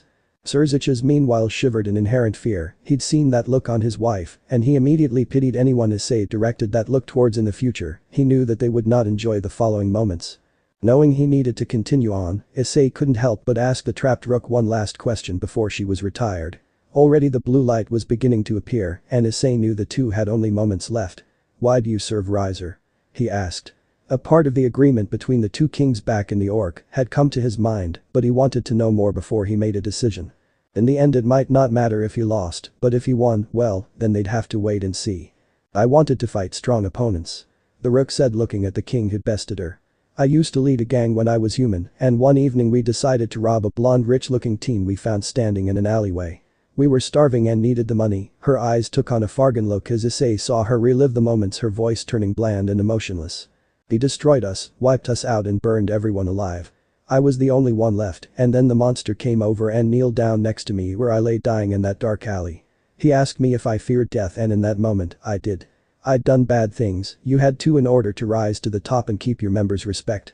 I was afraid and he offered me a choice, but I was weak. My followers died because of me, the people I hung out with and grew up with, my sisters. And I didn't even have the courage to lead them to the afterlife, to whatever hell awaited us. I failed them. What kind of leader was I?" With those final words the rook's head dropped down, her chin knocking against her frozen prison, as a single tear slid down from the eye not covered by the mask. Then in a flash of blue light the woman was gone, leaving an empty block of ice, against which a young king stood looking at his own reflection. "Riser's rook has retired," Beelzebub's calm emotionless voice rang out. For a moment all was quiet, and then with a brutal roar of fury, Issei gathered to his fist the power he'd inherited from his father, the power of destruction, and punched the ice cube, annihilating it with the waves of destructive force he emitted. Then with a calm control that only a rare few possessed, Issei strode outside to the courtyard in front of the new schoolhouse, where Riser and his queen stood waiting. Issei stopped and looked at the man who he had come to hate. So focused was he that he didn't even acknowledge his knights who walked to stand behind him on either side, Kaori on his right, Yui on his left, his first two pieces. In the observation box, Riaz looked at her nephew with concern, having just returned from checking on her retired peerage members to hear the Rook's tragic backstory. She hadn't known Issei for long, but she could see how much the story had angered him. Though she hated to admit it, the tale had made a nice tinder, adding to the roaring bonfire of hatred and disgust that she had for her fiancé. He didn't do anything illegal, her father and Issei's grandfather, Xiaudicus Gremory, had told her when she gasped in shock upon hearing the Rook's tale about her past over the screen. He may not have done anything illegal, dear, but that story still doesn't sit right with me. Her mother and Issei's grandmother Venelana had added. Yes, but she still is quite strong. My son wouldn't have recruited her otherwise, Lord Phoenix said, his arms laying calmly on his armrests as he watched the two young kings face off, glaring at each other in silence. Well, I guess we know which piece Issei wants, Sirzechs thought, sending his wife a quick glance, who knowing her husband had done the same to him at the exact moment. The looks were brief, but once they were over, anyone who knew the two could see that they were grinning on the inside. If Issei won, then he and his peerage would have grown quite a bit in strength with their potential new members. What was that look? Sirzechs felt a tugging on his robe and looked to his right to see a young girl in her late teens with black hair tied into twin buns, dressed in the clothes of a magical girl. This was Seraphol Leviathan, one of the four Satans and a close friend of Sirzechs who managed foreign affairs for the underworld. While many found that odd considering that she casually threatened to start a war every other week, Sirzechs knew that she honestly tried her best to keep the peace. Also, the fact that she had faced Grayfia for the title of Leviathan and had, if not beaten her, but been strong enough to hold her own, was a major show of her skill. Sirzechs smiled at her and with a grin promised, if Issei wins you'll see, which earned him a HMPH from the magical girl as she turned away frustrated. Issei Sama won't lose. He's the one I trust with my future and the one I want to serve, the voice of Ravel cut in, sharing her thoughts on her wanted master. He's stronger than my brother, I don't know how he'll do it, but he shall emerge triumphant. Riaz shot the young girl a quick glance. Though she at first hadn't made much of an impact on the young Gremory heir, she now looked the girl over, moving her up a few places on Riaz's list of people who have shitty relatives she hated but may not be all bad. Then let's watch and cheer him on, Riaz said, letting a grin of anticipation cross her face. The finale was upon them, and nobody wanted to miss it, collectively all over the underworld, and from quite a few screens beyond, faces leaned closer, bodies scooted to get comfortable, and then silence fell as Issei spoke, shattering the silence. Riser, let's make this a one-on-one battle. Issei said, his voice low and controlled. Riser began to laugh. WHWH, why would I do that? He managed to get out between gasps for air. My queen just drank her phoenix tear and is as good as new, she's ready to go, while your pieces on the other hand look worn out. It was true, despite their calm appearance, Yui's and Kaori's chests were rising and falling rapidly. It was obvious to anyone who noticed that they were clearly tired from their previous fights, which had dragged on for several minutes before they'd beaten the knights. Issei just let out a devilish grin. You do it because you're a selfish glory hog who needs the help of a low-class devil to beat the son of a Satan. You say you're so good, so worthy of marrying my aunt, and yet you don't even have the guts to go one-on-one with me. Oh, I feel so sorry for Ravel. Not only does her own brother hit her, but now she has to see that he's too much of a coward to finish the fight, he started. Rage. That was the only word that described Riser in that moment. He was going to kill the talking piece of brown-haired shit that had come out of nowhere to steal his sister. So what if he had pretty ladies serving him and his aunt was his fiancée? It didn't matter. In the end, Riser was a phoenix, the one that flew above all, the immortal bird. If he wanted something, didn't he deserve it? Of course he did. Riser Phoenix was a king. Flaming wings erupted from Riser's back as he launched himself at Issei, who quickly summoned a wall of ice between them. Riser didn't even slow down, summoning a fireball. He launched it at the obstacle, destroying it. What he didn't expect was the beam of destructive power that hit him square in the face as soon as the ice cleared. Blinded by the sudden loss of his eyes but still able to think through the already healing pain, Riser drew back his arm to punch where he thought Issei had last been standing. However, the arm never reached because as he thrust it forward, the limb in question was cut off. Issei smiled. Riser had launched himself at the trio in his rage, leaving his queen in his wake. Ignorant of everything but his target, Riser either didn't notice or take into account that there were two beautiful knights standing right beside their king, and one had stolen 875% of one of Riser's knight speed to add to her own. It was a simple matter for Kaori to slice the easy target presented to her. Issei had given his orders under his breath when he'd thrown up the wall, go deal with the queen once you injure him, I'll take care of everything else. Not knowing what the plan was, but trusting her master Kaori did just that with Yui right behind her as they dashed past the wounded phoenix. As soon as Riser's arm vanished, Issei launched the spell that would determine the game. Cryostasis, he yelled as he cast a blue spell at the stump as it prepared to erupt in flames. Riser felt something hit him, but his eyes were still healing themselves, so he had no idea what it was. However, Issei's voice had given him away, and Riser charged forward to once again launch a punch at his opponent, only to realize something was wrong. Looking towards the stump where his healed hand should be with his now fully recovered eyes, Riser was shocked by what he saw. The limb was growing back, but what mattered more was the speed it was coming back. The cut wasn't healing in an instant, rather the flesh that would be his new arm was slowly regenerating, instead of bursting into flames like it usually did. After a count of 5, the partially healed limb burst into flames, and everything seemed right again, only Riser was glaring at his opponent now, not just with rage, but suspicion. "What did you do?" Riser called out as he circled his foe, not wanting to get close until he knew what had happened. His arm had healed, but the fact that it wasn't immediate had made him realize two things. He could be hurt, and he had severely underestimated his opponent. "What's wrong, chicken boy? Not cooked all the way through?" Riser clenched his teeth but didn't attack. He himself would willingly admit to being brash, but he was no fool. He hadn't won his previous games with just power, but with strategy as well. Not knowing what the spell did meant there was only one option. Kaori kneeled on the ground panting, her will and shinai were the only things that kept her from passing out. Her outfit was torn and her body was littered with burns, but she wasn't out of the fight yet, not as long as she could keep the queen away from her king. As she watched Yui tried to strike Hyoudou, only to be launched back by an explosion as the queen swiftly dodged then countered. The problem wasn't that they couldn't reach the queen, even with the knight trait of her queen piece Kaori was still faster since she'd stolen Sirzech's speed. The problem lay in that Hyoudou only needed to cast a spell in the duo's general direction to hurt them.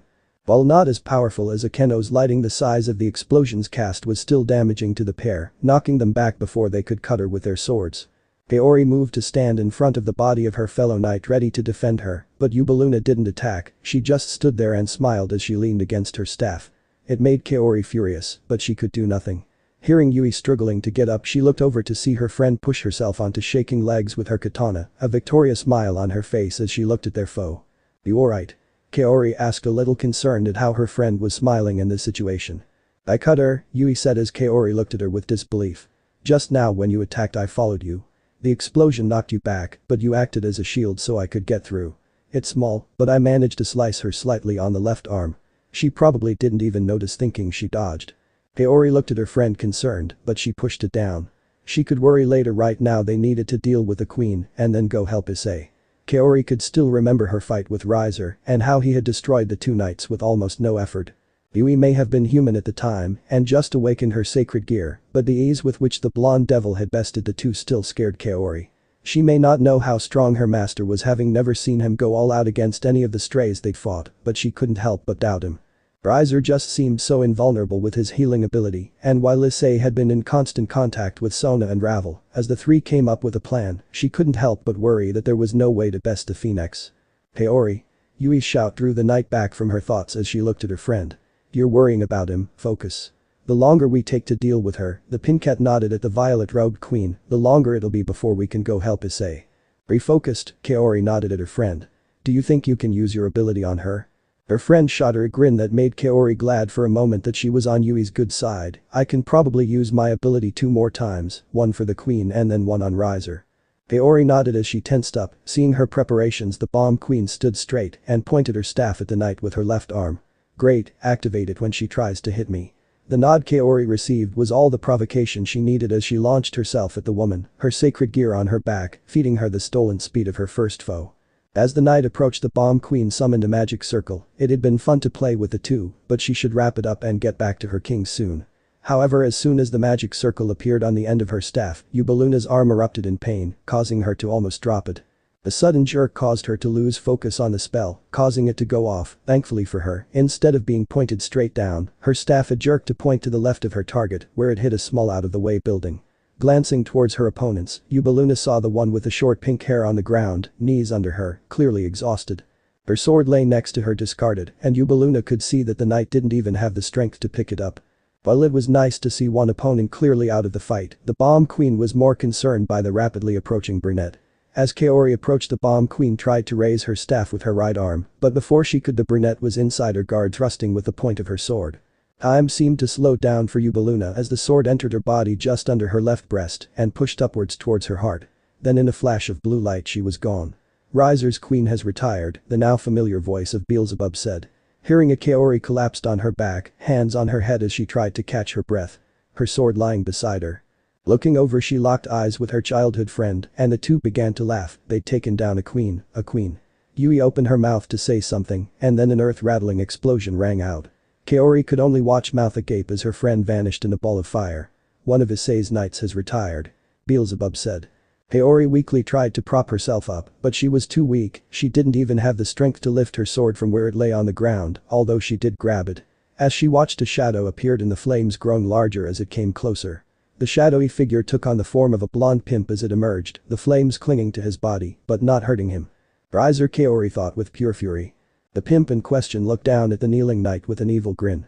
Nice to see you already know the proper posture, he said as he lifted her up by her hair till her feet were off the ground. Kaori weakly tried to swing her sword, but Riser merely grabbed the blade and threw it away. Using his free hand, he raised a finger and waved it back and forth like he was scolding a misbehaving pet. Ch, that's no way to act, especially to someone who beat your master. Kaori glared at him. Issei would never lose to you, she weakly proclaimed. That only made the grin on Riser's face grow wider. Oh, but he did. He managed to somehow delay my healing, but he couldn't stop it. I'm a phoenix and you idiots can't seem to grasp the fact that I'm immortal. No blade, no magic, no power can harm me. No matter what happens, my flames will heal me. Is that so difficult to understand? Well, he had begun his rant calm enough, he'd ended it yelling at her. Then his maniacal grin was back. I don't know what your king did to me, but the fact that he tried to challenge the superiority of us phoenixes means he needs to be punished. Now I can't directly do anything to you since we're on view to the world, but tell me, if I was to strip you, would you be able to stand beside you king? Would his family allow it? They need to uphold their position after all. Kaori gasped as Riser formed a knife out of his flames. Slowly, with almost delicate care, he lowered it to her side where he raised it up and down. Should I start with your chest or your private parts? He asked, a thoughtful look on his face. Kaori's face became as stiff as stone as she defiantly looked over his shoulder. It doesn't matter, you'll lose to Issei. You're just a spoiled little boy who for the first time in his life has met someone that doesn't bend his knee to you. Welcome to the real world. As strong as you think you are, there's always someone stronger. She lowered her eyes to glare directly into Riser's, her gold versus his dark blue. And Issei is stronger than you. Riser drew back his arm as rage once again overtook him. Why was everyone so defiant? He was the one who was in the right here. Everything he did just showed his strength, showed that he had the power to protect his sister and his fiancée. He'd worked so hard practicing magic from childhood and working with his peerage to become stronger still. His parents focused on his older siblings, leaving him and Ravel to take care of themselves, if you can count leaving them with dozens of loyal servants as fending for themselves. When he'd gotten engaged, it had just made him work all that harder. He didn't want the power, he needed it. He'd seen the strength of those his brother faced in the raiding game, and he worked to be able to defend all he cared about from those who would take it away. Power meant everything, without it you couldn't defend anything, so he'd sought it and worked to earn it.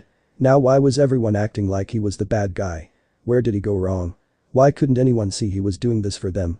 With a brutal roar, he thrust his flaming arm into the knight's chest, causing her to disappear in a flash of light. Issei's knight is retired, came the announcement.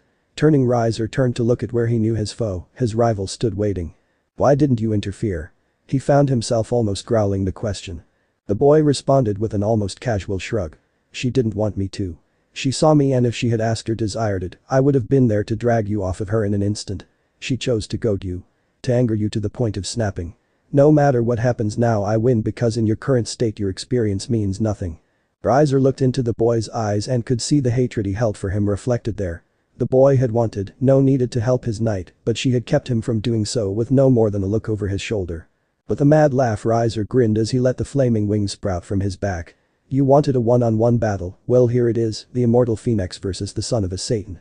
What better fight could an audience desire? Whoever wins gains everything, while the loser will lose what they desire and care for. If you want my sister, come and take her. This challenge was met with a cruel grin. You come to me, I won't move for those who are weaker than me.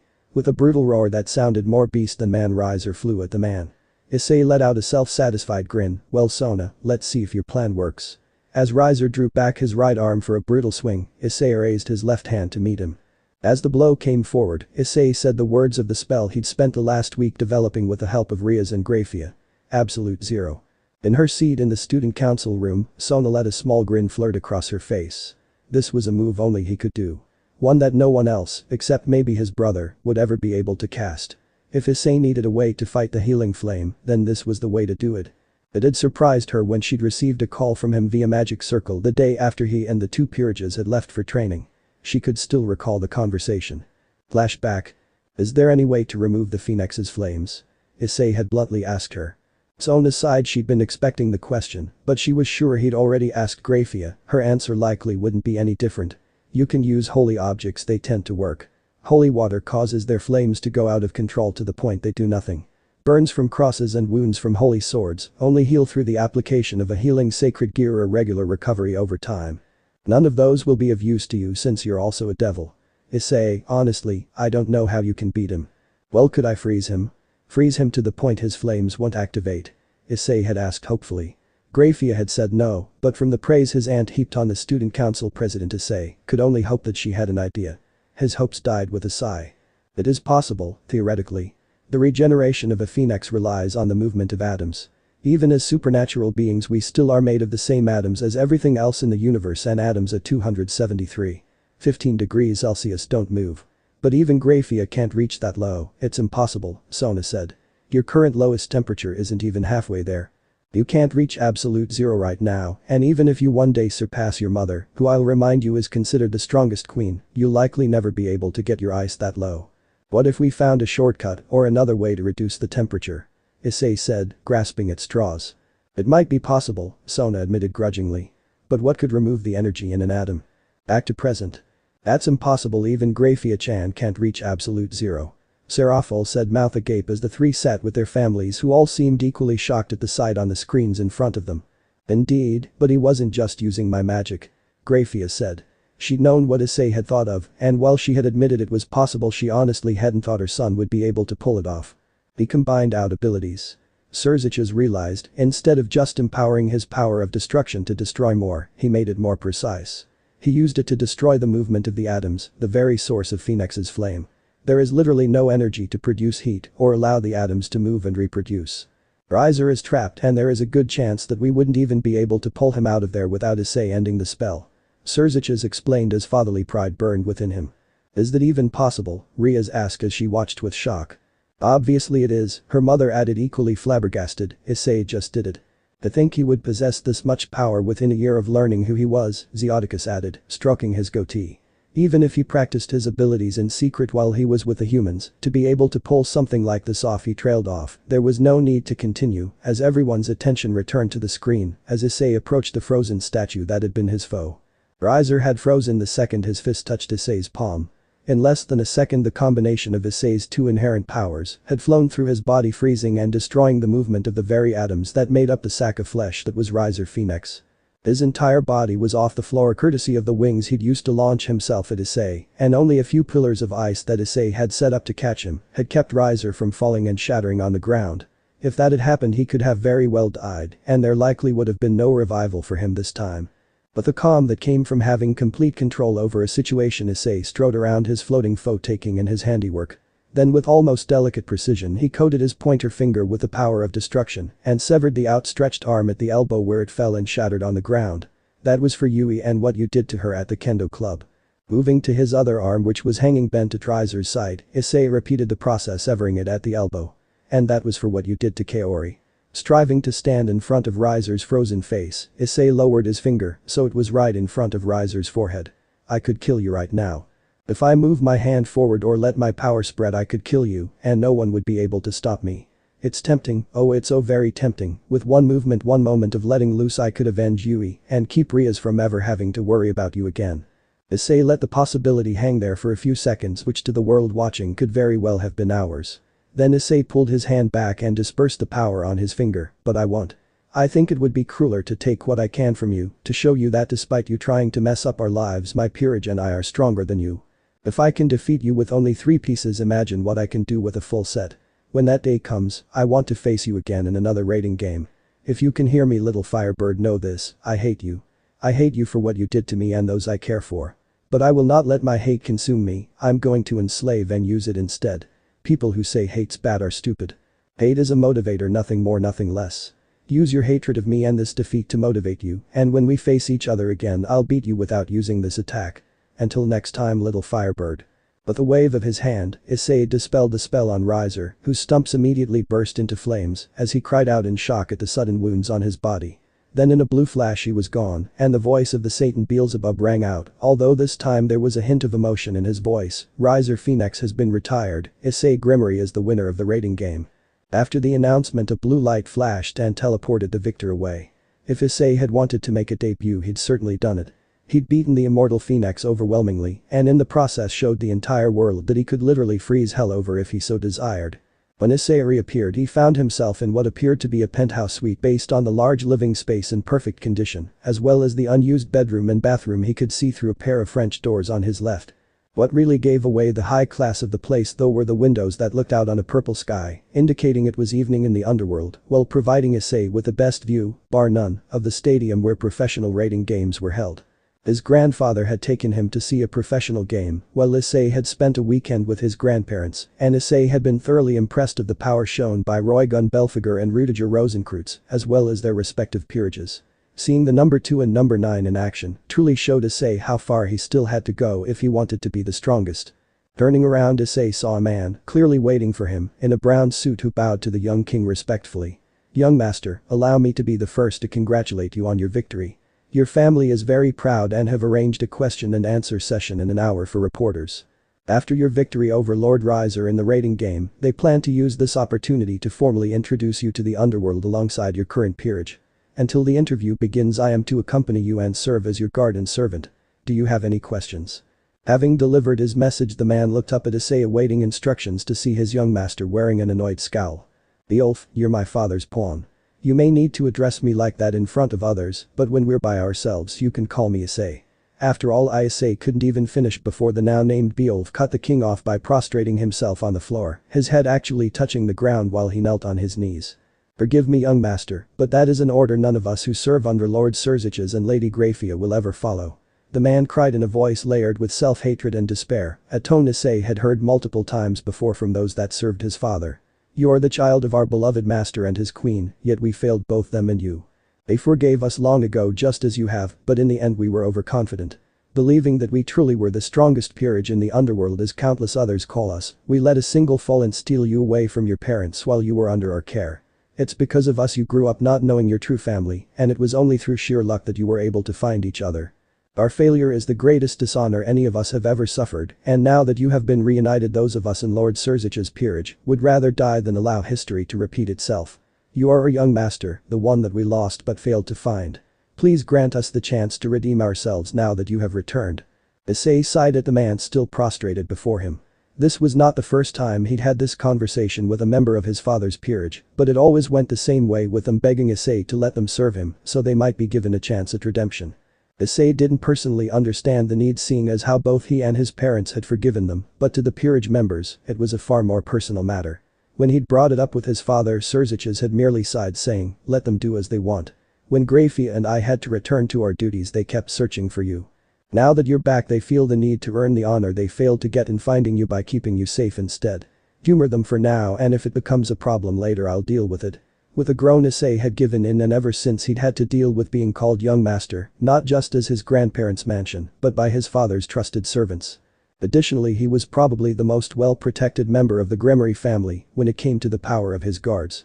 When he was in the underworld, he always seemed to be accompanied by a member of his father's peerage looking for danger wherever he went. Focusing on his priorities, Issei turned to face his father's servant. "Take me to my pieces," he ordered. With a silent bow, the man extended his hand and summoned a magic circle the two moved to stand on. Within a moment they were gone. Barry appeared not in a hospital as Issei had been expecting, but rather inside what seemed to be a clothing shop, if the mannequins in various medieval styles of dress were to be believed. Looking around, Issei saw his 3 peerage members surrounded by various staff measuring, modeling, and judging while his grandmother supervised it all. "No, no, no," Venelana Grimory said, shaking her head as she looked at a necklace a shop assistant was locking around Kaori's neck. "She has brown hair and gold eyes. Why in the underworld would a green emerald be the accessory you choose? Use some amber, I'm sure there's some around here somewhere. Ah, Issei, I'm glad to see you're here. Tell me, do you think Kiam should wear a ruby or a blood diamond? Issei, unsure of himself and what was happening for that matter, stepped forward to look at the two pieces. The red stones shimmered as they refracted the light. Looking up, Issei tried to imagine the pieces around his pawn's neck, but they didn't seem to fit her innocent personality that hid a more mature hidden persona. Turning, he caught sight of the amber necklace an assistant was only now taking to Kaori, but something about the piece caught the king's eye. Stop, he ordered, causing the assistant to freeze in their tracks, and though he hid it, Issei thought he sensed a slight aura of fear from the man. Strolling up, Issei pulled out the necklace, holding it at eye level so he could examine the piece closely. Ah, an eye for jewelry, I see, Lord Gremory. A small, balding, pudgy man quickly strolled over, sensing a potential sale. That's a fine piece made from ancient sap that grows only in the underworld. Issei raised hand cut the man off abruptly as Issei strolled over to his pawn and hung it around her neck, to the surprise of not only Kiam but also his grandmother, knights, and quite a few of the staff, although the latter, remembering their imminent deadline, quickly got back to work. That's for you, Issei said, stepping back to admire the small golden bead that hung from his pawn's neck. But Issei, I have two pieces here that would bring out her hair color, Venelana complained, blowing out her cheeks as she pouted. She wanted to spoil her grandson's girlfriends, even if they weren't lovers yet, but Issei was ruining the fun. Sorry, Issei said in a voice that meant he clearly wasn't, but those don't suit Kiam. She's not a fighter, she's a supporter who relies on others just as they rely on her. But why amber? Venelana said, clearly wanting a reason why her ideas were so quickly rejected. Abba-san, blood diamonds are diamonds that originate from areas of conflict, and rubies are all about passion. They'd look nice on her, but this amber hides something inside, just like she does. Confused, Kiam lifted the piece around her neck to examine it more closely, while Issei walked towards his grandmother, who was still standing next to the two boxes she'd wanted her grandson to choose from. There's a scale in here. The brown-haired drill head yelped in surprise. Rushing over, Venelana looked closely at the piece. Inside the golden stone there was indeed the small red scale of some sort of reptile. Yeah, the red reminded me of Mia's scales. I know that she was your first contracted monster, so I figured that a red scale would be fitting as your first piece of jewelry from me, Issei said sheepishly, hand behind his head. A switch from cold king to awkward but lovable teenager threw the staff of the store for another loop.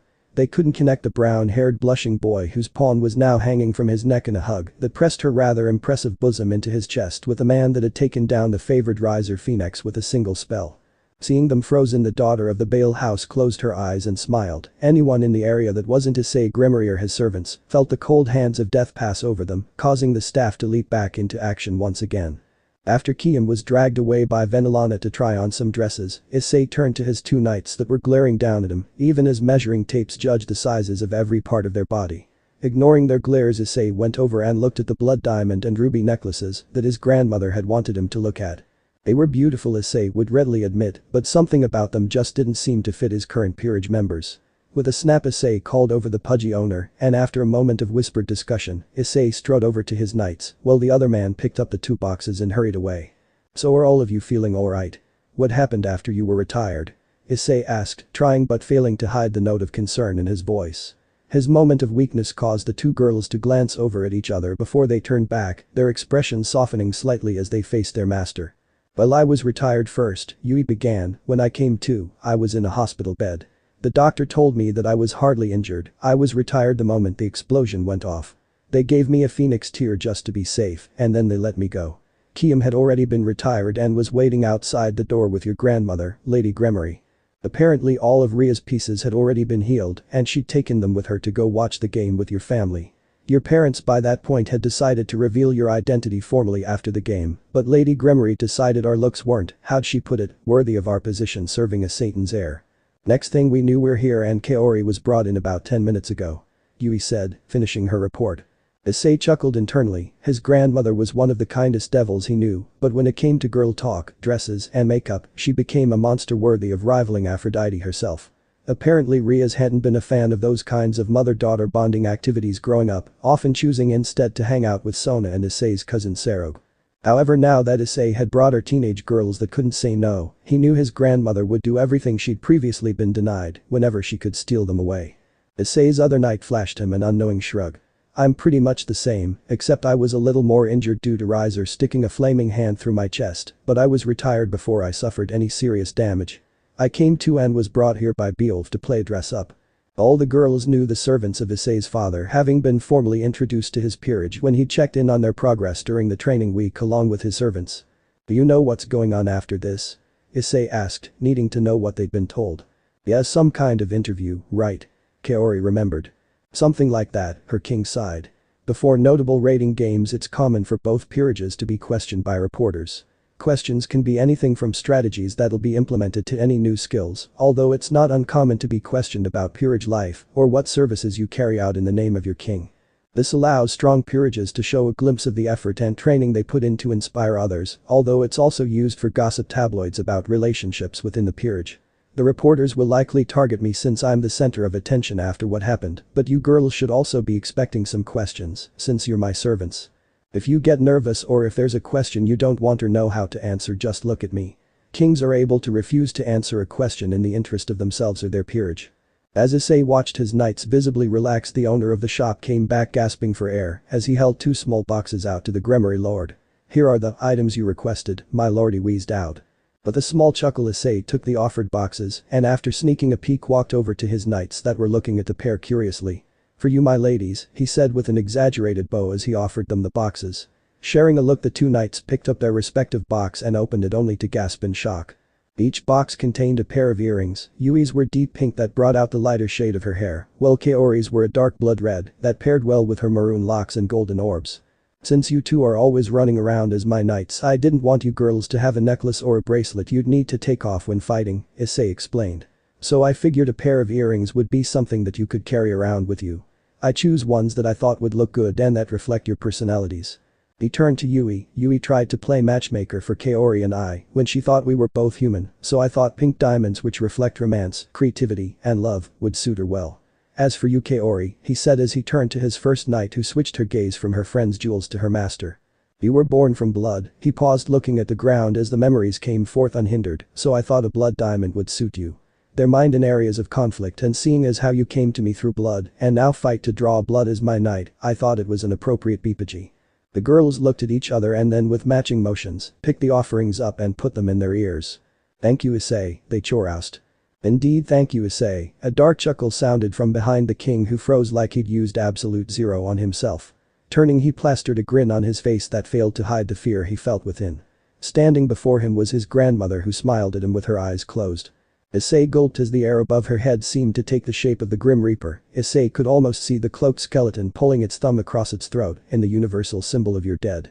Kiam managed to sneak out from behind the daughter of Baal's back and make her way over to the knights, who were wisely stepping away from their master, along with the rest of the staff. "For what?" Issei managed to squeeze out. That was clearly a mistake as the aura darkened and the Reaper became almost tangible. "For giving them such thoughtful and personal gifts." With her eyes still closed, Venelana's smile grew even darker as shadows came from nowhere to partially conceal her face. "Now that you have, there's no way they'll take anything I get them." The girls opened their mouths to argue, but Venelana continued, ignoring them completely. "They might accept them, sure, but they won't have the same personal connection as your gifts. All I can get them now is dresses, and even then only one at the moment due to the deadline." There was clear emphasis on the dead part. Issei was shaking as his panicked mind raced for a way to get out, to survive the situation he found himself in. He seized upon the first though he had. "Wait, I won the rating game, so I'm going to be getting new peerage members soon." A head tilt was all the encouragement Issei needed as he rambled on. "Why don't you take all of them out for a girls' night out after they're traded to me? You can even take Ria's, maybe even Akeno and Kaneko if you want." The oppressive aura lessened, and it looked like Venelana was considering it. "But what if Ria's and her girls don't want to come?" she asked, although the question didn't carry the same aura of "you're more screwed than a man after his wife finds him in bed with her sister" that her previous statements had possessed. "Then I'll trick her into going," Issei pleaded. "No," begged the Shinigami that was his grandmother. "I'll say that she's been called to the underworld with her peerage for some Grimoire air business. She'll go, and I'm sure you can find something for Kiba to do, the maids love him." "Damn that pretty boy devil," Issei cursed internally, although he didn't let it show. "Okay." The aura of death disappeared behind Venelana's cheerful attitude. Everyone blinked at the 180 but didn't dare to comment. It took everything Issei had to not collapse onto his knees. Women were beeping terrifying, but damn are they hot, Issei reminded himself. Although, Issei gulped as his grandmother strode up to him. "We only have 20 minutes before the interview and you still need to get changed." Issei looked down at his suit, which was covered in burns and cuts. "Yes, ma'am," he whispered softly, resigned to his fate. As he was dragged off he could see his peerage giving him sympathetic eyes, although they made no move to help him. Looking towards Beowulf, Issei shot him a look that said, "Aren't you supposed to protect me?" The brown-suited man only chuckled as he shot him a look that Issei took to mean, "Even I can't fight that monster, mate." As a door closed separating him from the others, Issei could only whimper at what the future held for him. Issei nervously tugged at his collar as he followed his grandmother and Beowulf towards the room the interview would be held in. Following him was Kaori on his right and Yui on his left with Kiam walking in his blind spot. The knights were dressed in beautiful strapless black dresses that ended just above their knees. They were open on the back and slits on the sides ran from the bottom of the dresses to halfway up their thighs, allowing the knight more movement. Kiam wore a rich red velvet dress that stopped halfway between her knees and feet but had the same slits from mid-thigh down. Hers came with a black capelet of the same material which hung on her right shoulder, partially concealing the upper part of her arm and ended just above her elbow when her arms were resting at her side. Issei on the other hand was dressed the same as he had been for the raiding game, although all the clothes were new. The only main differences were that his black blazer with the Grimoire sigil on his breast pocket was done up halfway, although his undershirt had the top buttons undone.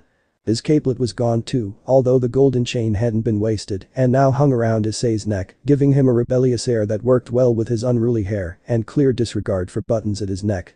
The group stopped in front of a pair of double doors, although voices could be heard on the other side. Then Alana turned taking in her grandson and his peerage, while Beowulf held the door handles, ready to throw them open at a moment's notice. Nodding her head satisfied with their look she turned to Issei, "This is your first step into politics, Issei, are you ready? From this moment on everything you say and do reflects not only on your father or the Grimoire clan, but also on Devil Society as a whole. Not only are you a Satan's son, but you are also the heir of the de facto leader of the Devils. You have the power to cause a war with a careless word or an engagement with a look at the wrong person. Once you go through these doors there's no going back, everyone will be focused on you, so I need to know now, are you ready for this?" Issei took a deep breath as his mother's lessons flashed through his mind. He thought about his aunt, his father and mother. He thought about Milikas and Ravel. He thought about his peerage and everything that had changed within the last few months. Was he truly ready for all this? A hand on his shoulder caused him to turn to his right, where he saw Kaori give him a smile, a hand on his left, and a turn of his head allowed him to see Yui doing the same. "Ag, no fair," Kiam complained as she wrapped her hands around his neck and hung there against his back. Although Issei couldn't see her he knew that she was pouting.